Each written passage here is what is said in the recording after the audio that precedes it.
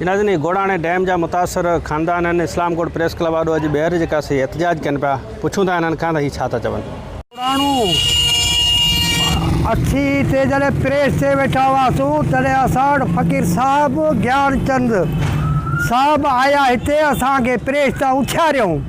त भाई असांखे वोट आहिनि असीं चढ़ियासीं त अव्हां जा मसइला हल कंदासीं जे किरियासीं त असीं अव्हां वटि रोड ते वेहण लाइ तयारु आहियूं अव्हांजा मसइला असीं हल कंदासीं उन लाइ करे असांखे उथियारे चुका उहे वाइदा करे चुका उहो वाइदो हिकिड़ो बि असां सां कोन पारियऊं असां उन खे पंहिंजो मतिलबु हो ज़मीनूं पंहिंजे असांजे हिते हक़ करे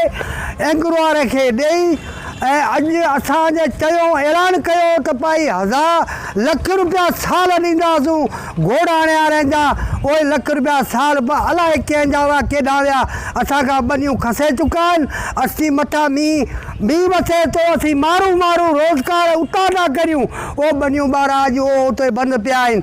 असांजो लख रुपया साल उहो अलाए कंहिंजो केॾा विया सिंध हुकूमत खाई वई या एंग्रो वारा खाई विया असांखे रुपयो न मिलियो आहे उनजे लाइ करे टाका जॾहिं गोड़ाणे में थियासीं तॾहिं मोहम्मद हिंगोर जे असांखे क़ुर ते वाइदा ॾेई चई त भाई आंजो ऐं भट्टीअ जो टाको थींदो उहो बि असांजो कटे छॾियूं। ॻोठाणा माण्हू आहियूं असांजूं बनियूं डैम में वयूं असीं ग़रीब माण्हू असांखे का बि शइ जो मुआवज़ो कोन मिलियो आहे जेको बि अपील जेको बि ॾियूं था एंग्रो वारनि खे उहो असांजी को बि अपील कोन ॿुधी आहे हा असीं इहो करे अर्ज़ु करे चऊं था असांखे सां इंसाफ़ थियो वञे थी विया आहिनि खारा थींदा वञनि पोइ असीं हाणे केॾा वेंदासीं ग़रीब माण्हू असांजे लाइ कुझु कजे पैसा जेके मंज़ूर थिया आहिनि इहे मिलनि असांखे ऐं पघार मिले जेको 3 साल जो आहे उहो कयो आहे असांजे गोड़ाणे जे माण्हुनि जे लाइ इहो कयो वञे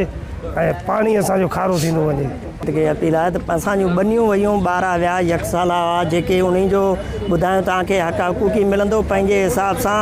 हर माण्हू जो लख रुपया सालानो जेको आहे सो पघार मिलंदो उहा शइ वई हली बनियूं 12 पाणी खूहनि में वधी वियो आहे फ्री खारा थी विया आहिनि कंहिं बि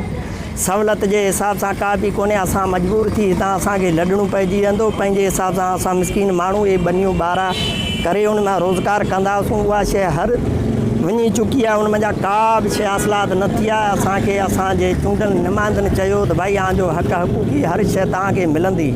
हर शइ मिलंदी तव्हां जेको आहे सो धरणो छॾियो हितां खां उथियारिया उन मंझि फ्री का बि शइ कंहिं बि माण्हू खे न मिली आहे बेरोज़गार थी माण्हू वेही रहिया आहिनि। गोड़ाणे डैम जा मुतासर खानदान आहिनि हीअ एहतजाज कनि पिया चूंडियल नुमाइंदनि जे ख़िलाफ़ु ऐं एंग्रो कंपनी जे ख़िलाफ़ु हीअ चवनि पिया त फ़कीर शेर मोहम्मद बिलालाणी इंजीनियर ज्ञानचंद इन्हनि असां सां वाइदो करे प्रेस क्लब तां असांखे हिननि उथारियो त तव्हां सां इंसाफ़ कयो वेंदो पर हू इलेक्शन खां पोइ कामयाबु थियण